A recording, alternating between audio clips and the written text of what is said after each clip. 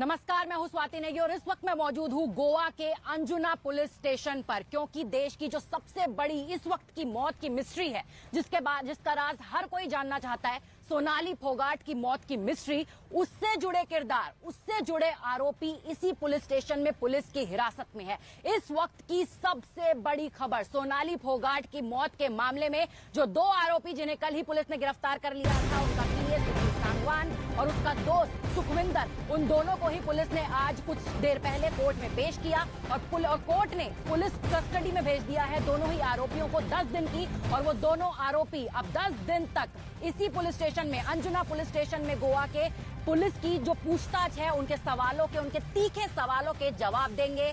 और पुलिस जो है, सोनाली फोगाट की मौत आखिर कैसे हुई, उसको हुआ क्या था उनके साथ, आखिरी मौका जो था उनके साथ, क्योंकि जो सुखविंदर है और जो सुधीर सांगवान है, वो दोनों ही सोनाली फोगाट के साथ आखिरी वक्त में उनके साथ थे। इसलिए सबसे बड़ा जो राज है वो उन दोनों को ही पता हो सकता है। इसलिए पुलिस की नजर उन दोनों पर है और उनको पैनी कैद में रखा गया है।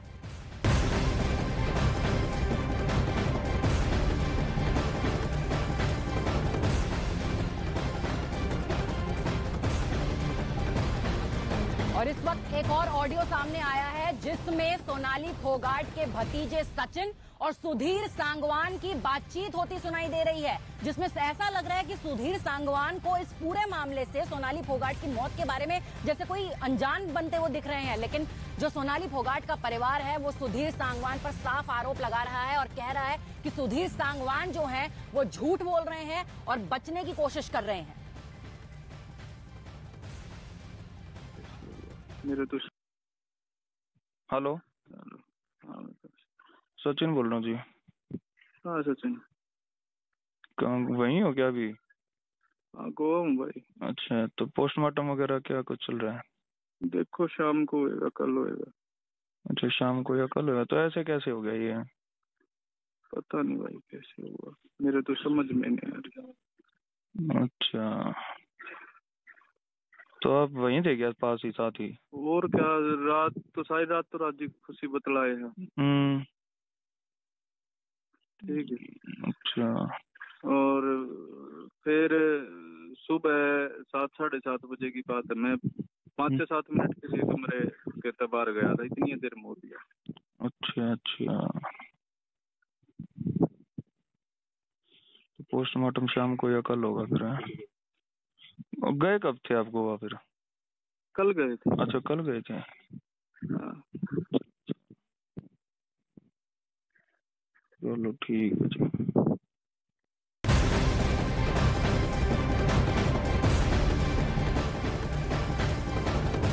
तो सोनाली का परिवार तो सीधे तौर पर सुखविंदर और सुधीर सांगवान पर आरोप लगा रहा है हत्या का, सोनाली फोगाट की हत्या का। लेकिन जो सुखविंदर का परिवार है वो इस बात को मानने को तैयार नहीं। उनका कहना है कि दाल में जरूर कुछ काला है। उनका सुखविंदर जो है बिल्कुल निर्दोष है और वो जांच की मांग कर रहे हैं। दरमान से काम करे तो हमारे बेटे पाड़ पुड़ को काम करे तो कोई बड़े बेटे ही कभी शिकायत नहीं आई, या बेटे मेरे को नहीं किसी ने फंसाया क्या करे हमारे बेटे साथी। मैं नहीं चाहूँ मेरे बेटो सुख शांति तो मेरा घर ही आ, और मेरे बेटो कोई मेरे बेटे में कौन था, मेरे बेटे के लिए न्यू कंदी भगवान मेरे बेटो गलत काम कर दे, एक भी सिर नाट तो मेरा आ गया।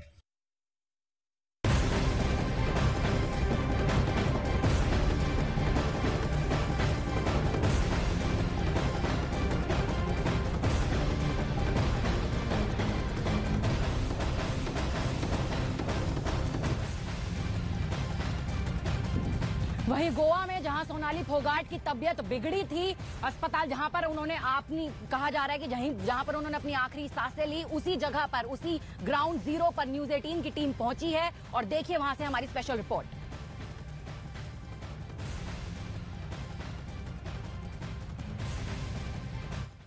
ऐसे में हम गोवा के अंजुना बीच के कर्लीज पब के बाहर हैं, जहां पर सोनाली फोगाट 22 तारीख की रात में अपने दोस्तों के साथ और अपने पीए सांगवान और सुखविंदर के साथ यहां पर आई थी।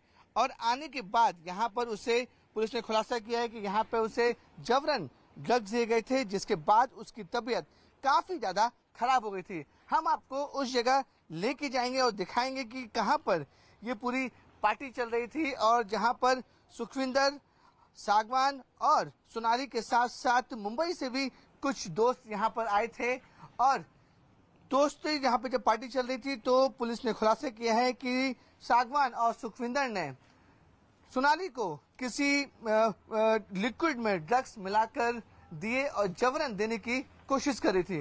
देखिए, इस समय हम कर्लीज जो पब है उसके अंदर मौजूद हैं और जहां पे ये पार्टी चल रही थी वहां पर पुलिस ने उस पूरे जो फ्लोर है उसे सील कर दिया है। वो जगह मैं आपको दिखाना चाहूंगा कि ये बड़ा पब है कर्लीज का और गोवा में ये काफी ज्यादा फेमस है कर्लीज पब। और यहीं पर उस दिन पार्टी चल रही थी और पार्टी चलने के दौरान ही सोनाली फोगाट को जबरन ड्रग्स दिए गए थे, जिसके बाद उसकी हालत बहुत ज्यादा खराब हो गई थी।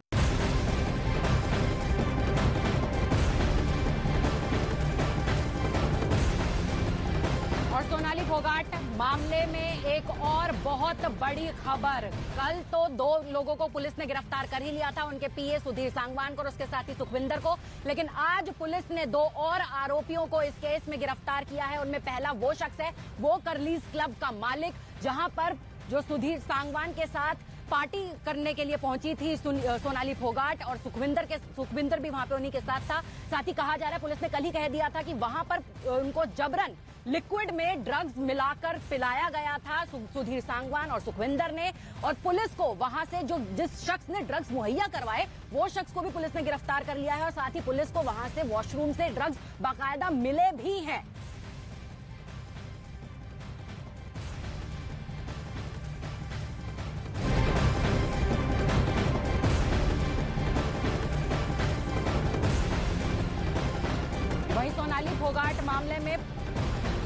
वही सोनाली फोगाट मामले में गोवा पुलिस जो है लगातार एक्शन में बनी हुई है और उसने उस होटल के कमरे को भी सील कर लिया है जहां पे सोनाली फोगाट रुकी हुई थी, होटल ग्रैंड लियोनी। उसी कमरे में जहां पे वो रुकी थी वहां पर पुलिस ने वहां पे सील कर दिया है। लेकिन उस होटल के कमरे को सील होने से पहले न्यूज 18 की टीम वहां पर पहुंची और वहां का जायजा लिया। डे 1 से इन्वेस्टिगेशन में पूरा सपोर्ट कर रहे हैं और जिसको कुछ सजा करनी है उसको 100% हमारे गोवा पुलिस से उनको पनिशमेंट हो जाएगा। At present they are in the custody. पूरी तरह से इन्वेस्टिगेशन हो रहा है। उनको जो कुछ यानी ड्रग्स पेडलर हो या बाकी कोई उसमें जिसकी कोई जो गलती है उसको सजा मिल जाएगी।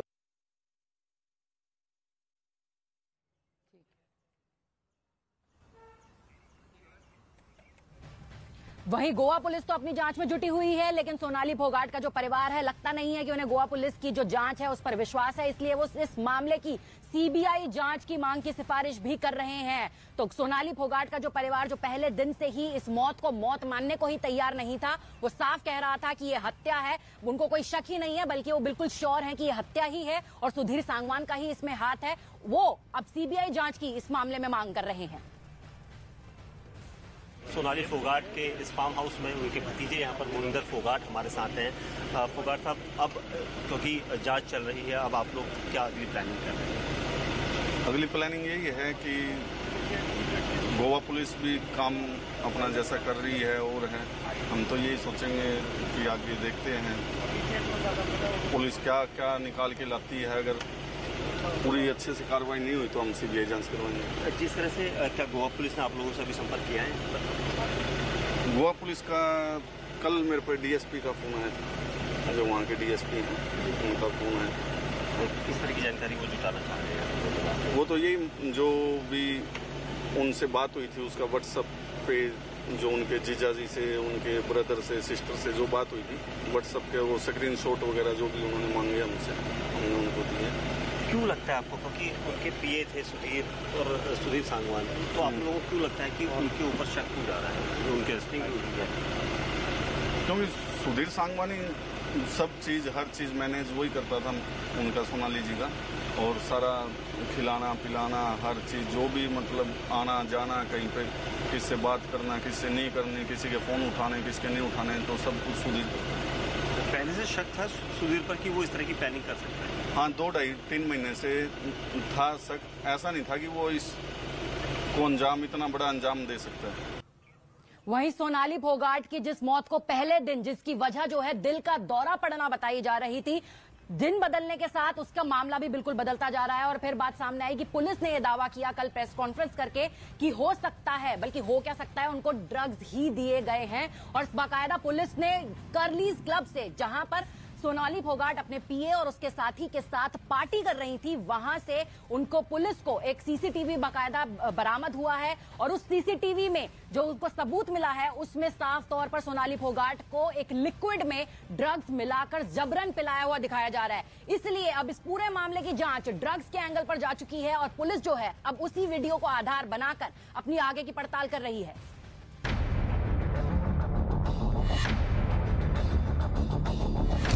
सोनाली की मौत का ड्रग्स कनेक्शन।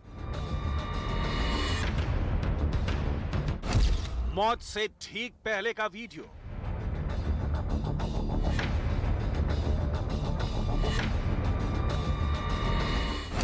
दिल का दौरा या हत्या।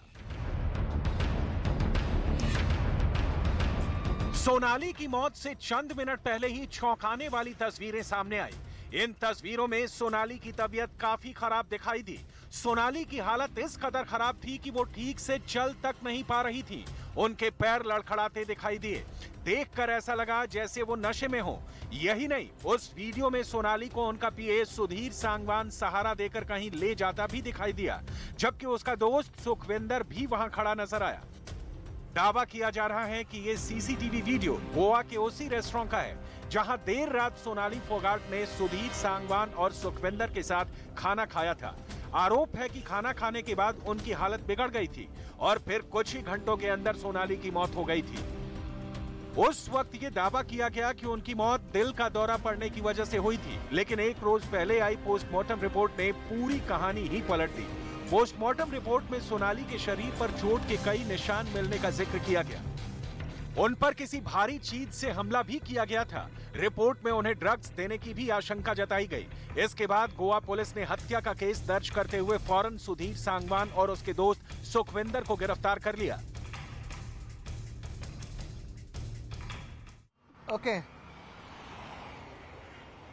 बिल्कुल सही। देखिए, जिस पूरे मामले में अब गोवा पुलिस अपनी तफ्तीश कर रही है, अब गोवा पुलिस को माप्सा कोर्ट से जो आरोपी की 10 दिन की कस्टडी मिली है वो काफी ज्यादा महत्वपूर्ण है। अब इन 10 दिनों में सुधीर सांगवान और सुखविंदर से गोवा पुलिस कड़ी तफ्तीश करेगी और जानने की कोशिश करेगी कि आखिरकार ड्रग्स जो दिए गए थे वो किसके कहने पे दिए गए थे और इसकी असली वजह क्या थी। देखिए, जो गोवा पुलिस के सूत्रों से जानकारी मिल रही है उसमें कहीं ना कहीं साफ तौर पे ये इंटेंशन बताता है कि अगर ज्यादा मात्रा में किसी को ड्रग्स दी जाती है तो उसकी हालत खराब हो सकती है और उसकी मौत भी हो सकती है। और जो गोवा पुलिस के सूत्र बता रहे हैं कि तकरीबन जो आरोपी ने कबूलनामा किया है वो 1.5 ग्राम यानी कि 1.5 ग्राम एमडी ड्रग्स जो है वो सिंथेटिक ड्रग्स है वो सोनाली फोगाट को दी गई है। अमूमन जो इंसान अगर एमडी ड्रग्स यूज भी करता है तो वो 0.01 की ग्राम के लिए यूज करता है, उसमें भी उसकी जो नशा होता है वो काफी तेज होता है। लेकिन इस मामले में आरोपी ने बताया कि तकरीबन 1.5 ग्राम जो है वो MD drugs synthetic drugs Sonali Phogat को दिया गया है, जिसके बाद उनकी बहुत ज्यादा हालत खराब हो गई थी। अगर हम टाइमलाइन की बात करें तो मैं आपको बताना चाहूंगा कि जो होटल लेनियो ग्रैंड है वहां से और जो कर्ली जो पब है वहां से उसकी दूरी में है तो 4 किलोमीटर है। 10 बजे के आसपास सोनाली फोगाट अपने पीए सुखविंदर के साथ और सांगवान के साथ कर्ली होटल पहुंचती है, पब पहुंचती है। वहां से कुछ और दोस्त भी वहां पे मौजूद होते हैं। 12 साढ़े 12 बजे तक ये बड़ी पार्टी चलती है और ड्रग्स का सेवन शुरू होता है।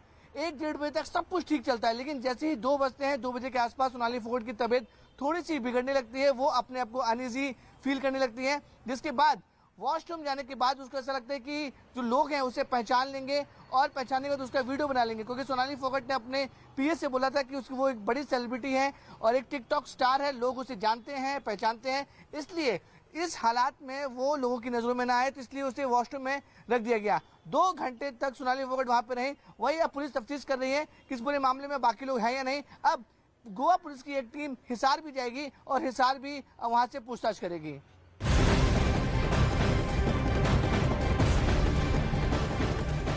चलिए आगे बढ़ते हैं खबरों में और बात नोएडा की करते हैं। वहां कल ट्विन टावर गिराए जाने का काउंटडाउन जारी है और अब से करीब 22 घंटे बाद इस ट्विन टावर को गिराया जाना है और सारी तैयारियां लगभग पूरी हो चुकी हैं। सिर्फ 9 सेकंड में भ्रष्टाचार की नींव पर खड़ी यह इमारत ढहा दी जाएगी और पिछले कई दिनों से इसे गिराने की तैयारियां भी लगभग पूरी हो चुकी हैं और साथ ही आसपास के इलाकों में भी सुरक्षा की वजह से कई तरीके के इंतजाम किए जा रहे हैं ताकि वहां रहने वाले लोगों को भी किसी तरह की कोई परेशानी ना हो। तो 3 तस्वीरें आपके सामने रख रहे हैं। पहली तस्वीर, धमाके का काउंटडाउन शुरू हो चुका है। कल आप इस गगनचुंबी इमारत को ढहते हुए देखेंगे और इम्प्लोसिव तकनीक वो होगी जिसके सहारे इसको ढाया जाएगा। कल 2:30 बजे के आसपास इस ट्विन टावर को ढा दिया जाएगा। तो उसकी तस्वीर भी लगातार हम ग्राउंड जीरो से भी आप तक पहुंचाएंगे, लेकिन फिलहाल ये तस्वीरें आप देखिए, यही वो 2 टावर हैं जिनको गिराया जाना है।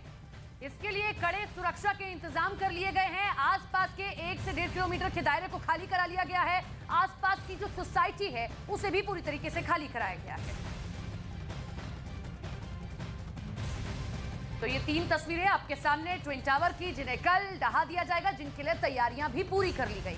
तो आखिरकार धमाके का काउंटडाउन शुरू हो गया है। लगातार जिस तरीके से इंतजार किया जा रहा था कि आखिर ये ट्विन टावर कब ढाया जाएगा, इससे पहले ये कहा जा रहा था कि मई महीने तक इसको ढा दिया जाएगा, लेकिन आखिरकार वो दिन आ गया है। कल 2:30 बजे के आसपास इसको ढाया जाएगा। लेकिन अंकिता दुबे इस वक्त हमारे साथ मौजूद है, लाइव वहीं से जुड़ी हुई है। अंकिता, क्या हालात, क्या स्थितियां फिलहाल वहां पर आप देख पा रही, तस्वीरें दिखाइए। बिल्कुल शिवानी, जिस तरीके से लगातार काउंटडाउन आप भी बता रहे हैं कि शुरू हो गया है, 21 घंटे का से भी कम का वक्त बचा हुआ है। और देखिए ये वही टावर है एपेक्स और सीएन जहां पर इस वक्त तैयारियां मुकम्मल कर ली गई हैं और आपको तस्वीरें सबसे पहले इन लोगों की दिखाएंगे। देखिए लोगों में कितना ज्यादा एक्साइटमेंट है। साफ तौर पर लोग यहां पर पहुंच रहे हैं इस ऐतिहासिक लम्हे को कैप्चर करने के लिए, क्योंकि आज के बाद से, कल दोपहर 2:30 बजे के बाद से ये बिल्डिंग यहां पर नहीं दिखाई देगी। डेकोरेटर्स लगाए गए हैं, विस्फोटक लगाए गए हैं। साथ साथ अगर आपको दिखाएं वो काला कपड़ा और सफेद कपड़ा, दरअसल ये जियो टेक्सटाइल है। जियो टेक्सटाइल का साफ तौर पर मतलब यही है कि यहाँ पर विस्फोटक भरे गए हैं। जैसे ही विस्फोटक ब्लास्ट होगा वो बाहर आने की बजाय इन टेक्सटाइल से टकराकर वापस बिल्डिंग के अंदर ही रह जाएगा। लेकिन शिवानी आपको बताएं कि लोगों की चिंताएं बहुत बढ़ती जा रही हैं, क्योंकि ये जो 2 टावर्स आप देख रहे हैं सोसाइटी के, यहाँ पर जो लोग हैं वो बेहद परेशान है। परेशान इस बात को लेकर है कि कहीं ऐसा ना हो कि ये जो एडजेसेंट टावर है, क्योंकि मानकों का बेहद धड़ल्ले से एक तरीके से कहा जाए वायलेशन किया गया था, तो ये टावर उसके ठीक बगल वाले टावर के बीच में 9 मीटर से भी कम की दूरी है, जिसका साफ मतलब यह है कि अगर किसी भी तरह का कोई हादसा होता है या भूकंप आता है और मानो बिल्डिंग गिर जाए, तो ऐसे में जो बगल वाली बिल्डिंग है वो पूरी तरीके से तबाह हो जाएगी। और यही बड़ी वजह रही कि इतनी लंबी लड़ाई।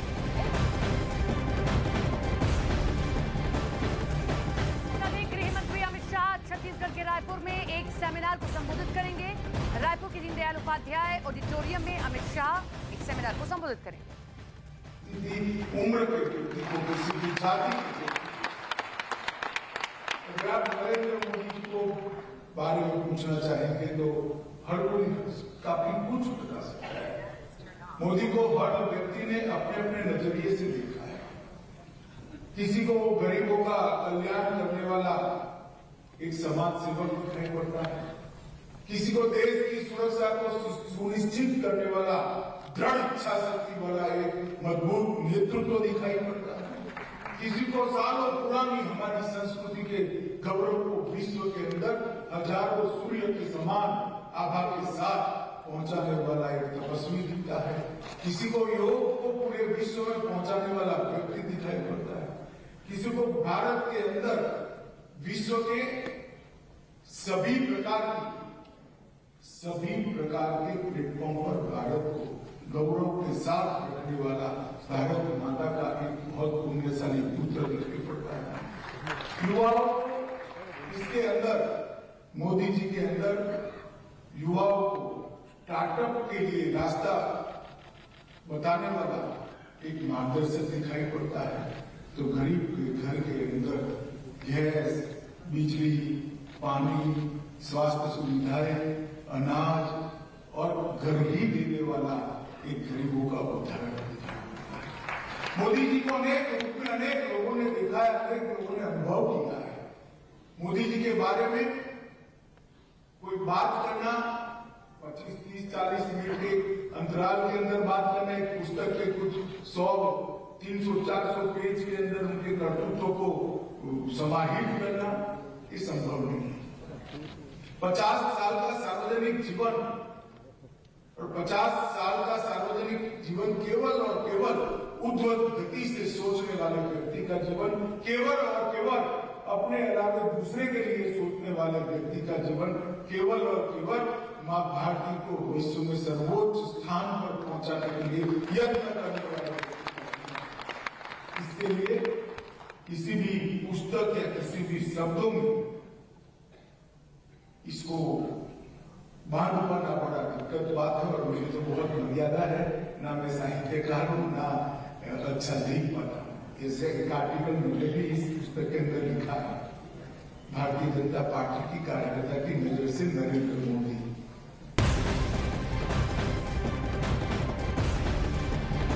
तो आपको बता दें काउंटडाउन शुरू हो गया है और कल लगभग 2:30 बजे के आसपास दिन में ट्विन टावर को ढहाने का काम कर लिया जाएगा। 2:30 बजे इस ट्विन टावर को ढहा दिया जाएगा, जिसके लिए तैयारियां पूरी कर ली गई हैं। न्यूज़ 18 इंडिया की भी महा कवरेज आप देखेंगे। अंकिता दुबे हमारे साथ, हमारी सहयोगी लगातार बनी हुई हैं। ग्राउंड जीरो से हम आपको ये बता रहे हैं कि जब ये टावर ढहाए जाएंगे तो उसके लिए कैसी तैयारियां की गई हैं। तो अंकिता का रुख कर रहे हैं। अंकिता में जानकारी देंगी, ताजा हालात बताएंगी कि किस तरीके से कल के लिए तैयारी शुरू कर दी गई है। जी अंकिता, क्या कुछ तैयारियां हैं, क्योंकि काउंटडाउन शुरू हो गया, बहुत ज्यादा समय अब नहीं बचा है।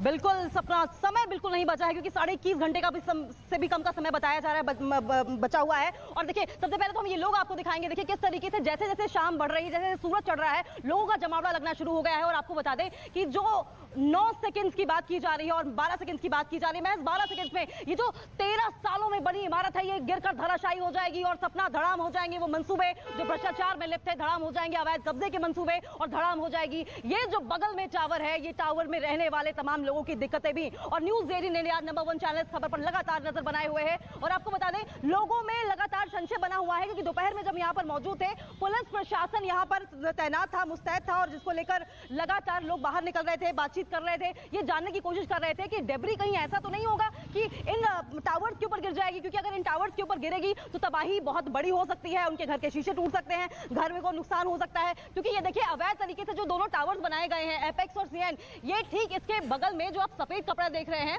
ये टावर पूरी तरीके से ढक दिया गया है। दरअसल ये ढका इस वजह से गया है कि यहाँ पर धूल ना जाए। लेकिन बड़ा सवाल यही है कि अगर इतने क्लोज है ये टावर, ऐसे में क्या विस्फोट से जो ब्लास्ट होगा वो इनको डैमेज नहीं करेगा, ये बड़ी वजह है। साथ साथ लोगों ने ये भी कहा है कि हम अपने और अपनों की सुरक्षा को लेकर इतने चिंतित हैं, और सभी लोग यहाँ से या तो जा चुके हैं या फिर सुबह 5 बजे के पहले चले जाएंगे। साफ तौर पर लोगों ने होटल्स का रुख किया है, जहाँ उनके रिलेटिव्स रहते हैं उनका रुख किया है, और उनका ये कहना है कि हम बेहद चिंतित हैं इस बात को लेकर कि कहीं ऐसा ना हो कि हमारे अपनों की तबियत खराब हो जाए। क्योंकि जब ये ब्लास्ट होगा तो साफ तौर पर AQI बढ़ेगा, एयर क्वालिटी इंडेक्स। आपको बता दें कि सपना यहाँ पर इस वक्त 85 से भी कम है, जिसके 500 यहाँ पर चिंताएं भी जताई जा रही है। इसीलिए वहां पर जो आसपास लोग रह रहे थे, उनको कहा गया था कि आप यहाँ से फिलहाल छोड़कर चले जाएं। आनंद भी लगातार हमारे साथ जुड़े हुए हैं। आनंद, आप क्या ग्राउंड जीरो से तस्वीर फिलहाल दिखा रहे हैं, क्योंकि काउंटडाउन शुरू हो चुका है और अब वक्त बेहद कम बचा है, लगभग 21 से 23 घंटे के आसपास ये वक्त बचा हुआ है, जब कल 2:30 बजे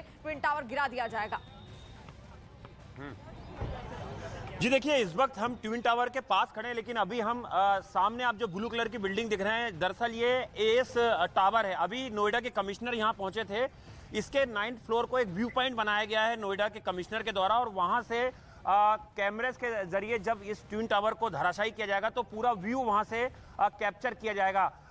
हमने उस ग्राउंड जीरो की भी रिपोर्ट अभी करके आए हैं, और अभी जो नोएडा पुलिस है उनका कहना है कि जो शख्स रिमोट कंट्रोल से बटन दबाएंगे इस ट्विन टावर को धराशायी करने के लिए, वो महज 100 मीटर के दायरे में उस तरफ जो बैरिकेड आप देख रहे हैं, वहां पर एक डीसीपी रैंक के आईपीएस अफसर हैं, वो उनके साथ पूरे दलबल के साथ वहां पर मौजूद होंगे, और उन आईपीएस की निगरानी में वो शख्स हैं वो बटन दबाएंगे। इसके अलावा कई एम्बुलेंस को, कई अस्पताल को अलर्ट पे रखा गया है। नोएडा पुलिस ने कहा है कि ग्रीन कॉरिडोर तक की व्यवस्था की गई है। अगर इमरजेंसी में किसी शख्स को हॉस्पिटल पहुंचाना होगा तो अल्टरनेट रूट जो हैं वो उनके लिए तैयार किए गए हैं। और आसपास की जो 6 सोसाइटी हैं, 2 सोसाइटी तो ये महत्वपूर्ण है जिनको पूरी तरह से खाली करा लिया जाएगा, लेकिन जो आसपास की 6 सोसाइटीज हैं जिसमें हजारों लोग मौजूद होंगे उस समय जब ये ट्विन टावर में ब्लास्ट होगा, उन लोगों के लिए खास एडवाइजरी जारी की है कि वो अपने रूफटॉप पे, अपनी बालकनियों में आके सेल्फी ना लें और वीडियो रिकॉर्डिंग ना करें इस ट्विन टावर को धराशायी होने की, क्योंकि खतरा हो सकता है। उन्हें स्वास्थ्य संबंधी दिक्कतें हो सकती हैं और कोई दुर्घटना ना हो, उसको लेकर नोएडा पुलिस ने तमाम आरडब्ल्यू से कहा है कि वो लोगों से कहें कि वो अपने घरों में रहेंगे, वो टीवी चैनल्स के जरिए देखें इस धराशायी होती हुई बिल्डिंग को महज 9 सेकंड में, ना कि वो अपनी बिल्डिंग के रूफटॉप और जो अपनी बालकनी है, छत, वहां पर जाएं। इसके अलावा एक पूरा रोड मैप तैयार किया गया है। कल 5 बजे नोएडा पुलिस के तमाम अफसरों को ड्यूटी पे अलर्ट किया गया है और आसपास के तमाम रोड, जिस समय यहाँ पर आप जमावड़ा देख रहे हैं, ये तमाम रोड जो हैं 7 बजे खाली कर लिए जाएंगे। जो सिक्योरिटी गार्ड्स हैं वो ब्लास्ट होने के कुछ देर बाद वापस इस सोसाइटी में आएंगे और उसके बाद करीबन 4-5 बजे के बाद ये तमाम रोड्स जो ब्लॉक हैं उन्हें खोला जाएगा और उसके बाद जब जो रेसिडेंट्स हैं उन्हें ये सुनिश्चित हो जाएगा कि उनके फ्लैट में कोई भी डैमेज नहीं हुआ है तो वो यहाँ पर रहने आ सकते हैं। बोटेनिकल गार्डन पे गाड़ियों की पार्किंग की व्यवस्था की गई है और उसके पीछे ठीक जो एक फ्लाईओवर है फरीदाबाद वाला, वहां पर मीडिया पार्किंग की व्यवस्था की गई है जहां से ये लाइव कवरेज रिकॉर्ड किया जा सकता है।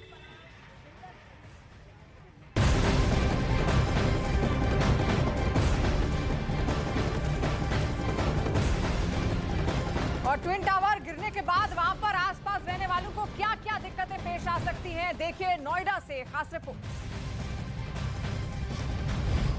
तो इस वक्त हम लोग मौजूद हैं 10th फ्लोर में और मेरे ठीक पीछे ये ट्विन टावर है जो कल धराशायी हो जाएगा और इस वक्त मेरे साथ हमारे मैनेजिंग एडिटर, मेरे सहयोगी किशोर अजवानी मौजूद हैं। किशोर जी, ये ट्विन टावर कल धराशायी हो जाएगा और लोगों में डर भी है, उत्सुकता भी है इसको लेकर के, क्योंकि यहाँ पे देखिए ना, ये इतनी सारे लोग रहते हैं। आप देख रहे हैं कितने फ्लैट्स हैं यहाँ पे। हम 10वें फ्लोर की हाइट पे पहुंच चुके हैं, ये 10th फ्लोर की हाइट है और उसके ऊपर देखिए अभी भी कितनी ऊंची बिल्डिंग है। ये पूरा गिरेगी, इसके बाद 10 फ्लोर और नीचे है। ये जो सामने सोसाइटी दिख रही है ये है ATS ग्रीन्स, उसके बगल में है Supertech emerald court. Supertech emerald court का ही हिस्सा है वो 2 ट्विन टावर जो गिरने वाले हैं। वो 2 सोसाइटियां तो बिल्कुल खाली हो रही हैं। ये जो सामने के फ्लैट दिख रहे हैं ये दोनों बिल्कुल खाली होने वाली हैं, क्योंकि यहाँ पे तो धूल आएगी ही आएगी।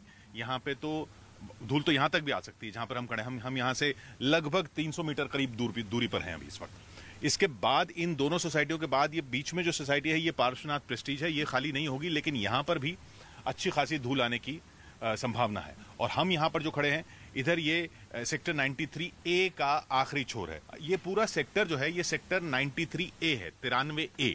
एक 93A है और सामने 93B है। 93B ये जो आप ये अभी जो तस्वीरें देख रहे हैं सारा 93A है जिसमें फ्लैट्स ही फ्लैट्स हैं। सामने 93B आप जो देख रहे हैं 93B, उसमें ये फॉरेस्ट है। देखिए सब लोगों ने सबकी बात कर ली कि लोगों पे क्या असर पड़ेगा, मकानों पे क्या असर पड़ेगा, भूकंप हल्का सा आएगा, एक रिक्टर स्केल पर 1 का, मतलब भूकंप नहीं होगा, वो पता नहीं चलेगा, लेकिन वो सब ठीक है। ये फॉरेस्ट आप देख रहे हैं, ये जंगल, ये जो जंगल है ये ऑफिशियल जंगल ईयर मार्क्ड है मैप में। ये फॉरेस्ट इसलिए है क्योंकि पूरा जो आसपास कंक्रीट का एरिया है इसमें ऑक्सीजन सप्लाई करने के लिए ये मास्टर प्लान में फॉरेस्ट है। ये तस्वीरें आप देख रहे हैं पूरे जंगल की फॉरेस्ट है। इस फॉरेस्ट पर पूरा धूल जम जाएगी। ये जो फॉरेस्ट है, ये जो फॉरेस्ट आप देख रहे हैं, ये फॉरेस्ट लगभग आप समझ लीजिए आधा किलोमीटर दूर है इस बिल्डिंग से जो गिरने वाली है। इस पूरे फॉरेस्ट पर, इस पूरे जंगल पर धूल जम जाएगी, इन सभी पेड़ों पर। ये ही पूरे को ऑक्सीजन सप्लाई करता है। ये अगर बारिश जब तक नहीं होगी तब तक ये साफ नहीं होने वाला है। ये अपने आप में बहुत बड़ा एक दिक्कत होने वाली है पूरे एरिया के लिए। बाकी तो जो होगा ही होगा, इस पूरे एरिया पे धूल आ जाएगी। कल हम यहाँ बात करेंगे तो कल हमें मास्क पहन के बात करना पड़ेगा। गाड़ियों पे क्या असर पड़ेगा, मकानों पे क्या असर पड़ेगा। ये जो सोसाइटी आप पूरी देख रहे हैं, ये जो आप सारे फ्लैट्स देख रहे हैं यहाँ पर, जितने उस बिल्डिंग के आसपास से लेके यहाँ तक, इन सब के नीचे बेसमेंट है। इन सब के नीचे बेसमेंट कार पार्किंग है। अब इतनी बड़ी बिल्डिंग जो गिरेगी, क्या बेसमेंट हिलेगी नहीं? लोगों को यह डर है कि कहीं बेसमेंट हिलेगी, हमारे मकान तो नहीं हिलेंगे। हालांकि प्रशासन कह रहा है कि कुछ नहीं होना, कोई ऐसी दिक्कत की बात नहीं है, सब स्ट्रक्चरल चेक्स हो चुके हैं, लेकिन लोगों के मन में डर पूरा बना हुआ है। बिल्कुल, तो लोगों के मन में डर है। और एक बात ये भी है कि इसके आफ्टर इफेक्ट्स क्या होंगे, क्योंकि हम कर रहे हैं, लेकिन इतनी बड़ी बिल्डिंग जिसको हवा किस दिशा में होती है? अभी हवा इस दिशा में चल रही है। हम जो मेरे पीछे से हवा आ रही है, इधर बिल्डिंग है, अगर ये हवा इस दिशा में कल भी ऐसे ही चलेगी तो ये धूल जो है ये उड़ के ऐसे आएगी। इस पूरी सब जगह धूल आएगी। लोगों को हर शख्स इस आसपास के एरिया में प्रार्थना कर रहा है कि हवा जो है वो उस तरफ निकले कि बिल्डिंग जो गिरे। और क्योंकि बिल्डिंग के ये देखिए, ये आपने जो भी तस्वीरें देखी हैं इन ट्विन टावर की, उसमें ये जो कम बना हुआ टावर है वो दाईं तरफ देखा होगा, ये इस बार आपको बाईं तरफ दिख रहा है। बाईं तरफ इसलिए दिख रहा है क्योंकि हम पीछे की साइड आ चुके हैं, पीछे की साइड ही सारे फ्लैट्स हैं। सब लोग मन कर रहे हैं कि प्रार्थना कर रहे हैं कि हवा उस तरफ चले, लेकिन हवा अभी भी इसी तरफ चल रही है और इस तरफ चल रही है, मतलब ये जब धूल उड़ेगी तो सारी इन फ्लैट्स की तरफ आएगी।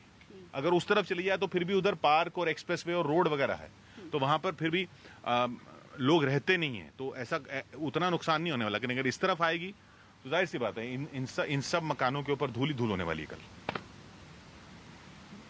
बिल्कुल। तो यहाँ पर एक आखिरी सवाल मेरा आपसे, लोगों में डर है जैसा कि आपने पूरा बारीकी से समझाया, लेकिन अगर हम देखें तो स्वास्थ्य संबंधी जो समस्याएं होंगी, क्योंकि जो मलबा गिरेगा इसमें 3700 किलो के लगभग विस्फोटक होगा। ये जो बैग्स में लगे हुए हैं सब विस्फोटक लगे हैं, ये सब विस्फोटक लगे हैं, हाँ, और कॉलम्स बनाए गए हैं, 9000 से ज्यादा छेद किए गए हैं, तो उसको हटाने में भी काफी समय लगेगा, वो भी एक चुनौती है। वो तो खैर प्रशासन ने शायद पूरा इंतजाम कर लिया है, वो धूल साफ, वहां से मलबा हटाया जाएगा, ट्रक्स होंगे जो लोड करके ले जाएंगे।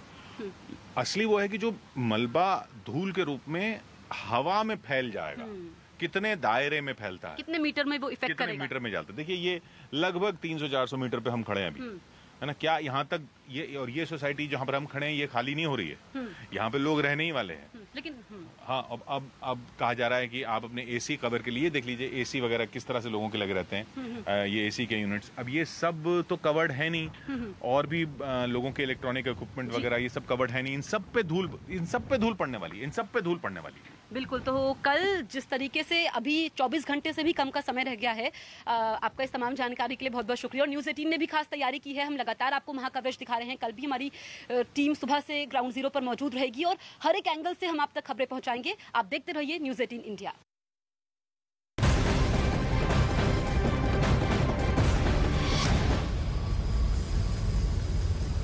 अब आपको हम बताते हैं कि महज 9 सेकंड के अंदर कैसे ये बिल्डिंग धराशाही हो जाएगी। तो ये देखिए, आपके सामने हम काउंटडाउन रखते हैं 9 तक गिनती, और कैसे भ्रष्टाचार की नींव पर खड़ी ये इमारत धड़ाम हो जाएगी। और कल लगभग 2:30 बजे के आसपास इस इमारत को गिराया जाना है, जिसके लिए आसपास के इलाकों की पूरी तैयारी कर ली गई है। आसपास जो लोग रह रहे थे उनको फिलहाल कह दिया गया है कि आप यहां से चले जाएं, और फिलहाल लोग अपना बोरा बिस्तरा बांध के वहां से निकल चुके हैं। लेकिन कल जब 2:30 बजे ये बिल्डिंग धड़ाम होगी तो 9 सेकंड में किस तरीके से ये इमारत गिराई जाएगी, उसकी हर तस्वीर हम लगातार आपको न्यूज़ 18 इंडिया पर दिखाएंगे। तो ये आपने देखा कि 9 सेकंड में कैसे ये भ्रष्टाचार वाले ट्विन टावर गिर जाएगा। 9 सेकंड में भ्रष्टाचार वाला ट्विन टावर धड़ाम हो जाएगा, लेकिन विस्फोट से पहले बहुत बड़ी तैयारी की गई, क्योंकि ट्विन टावर गिराने में 350 कर्मचारी और 10 इंजीनियर शामिल हैं। आसपास के सोसाइटी से 8000 लोगों को हटा दिया गया और 3000 परिवार 10 घंटों तक घरों में कैद रहेंगे। इतना ही नहीं, ट्विन टावर में 3700 किलोग्राम विस्फोटक लगा दिया गया है, और ट्विन टावर गिरने के बाद 80,000 टन मलबा निकलेगा। ट्विन टावर के मलबे को हटाने के लिए भी आप समझिए कि 3 महीने का समय लगेगा।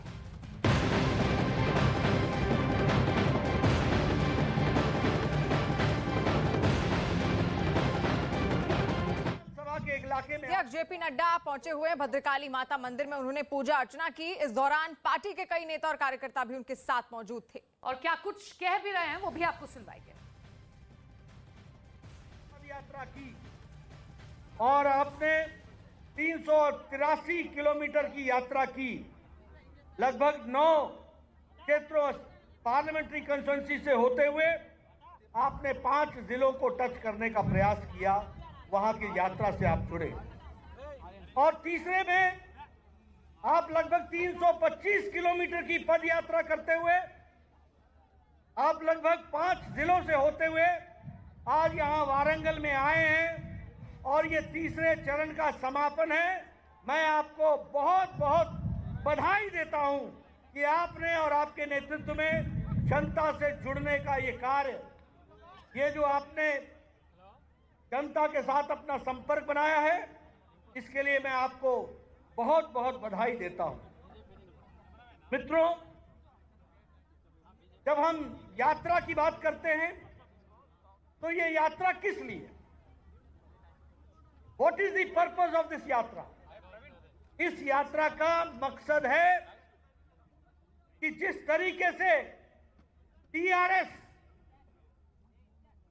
तेलंगाना राज्य समिति और केशव चंद्रशेखर राव के नेतृत्व में तेलंगाना को एक अंधेरे में ढकेल रही है, उससे निजात दिला करके यहां फिर से उजाला हो, विकास हो, नई कहानी लिखी जाए, इस संकल्प को लेकर के हम चले। और जब हम ये कहते हैं तो सिर्फ कहने के लिए नहीं कहते। आज मैं यहां आया हूं तो मुझे पता चला कि मेरे आने के पहले इस ग्राउंड का परमिशन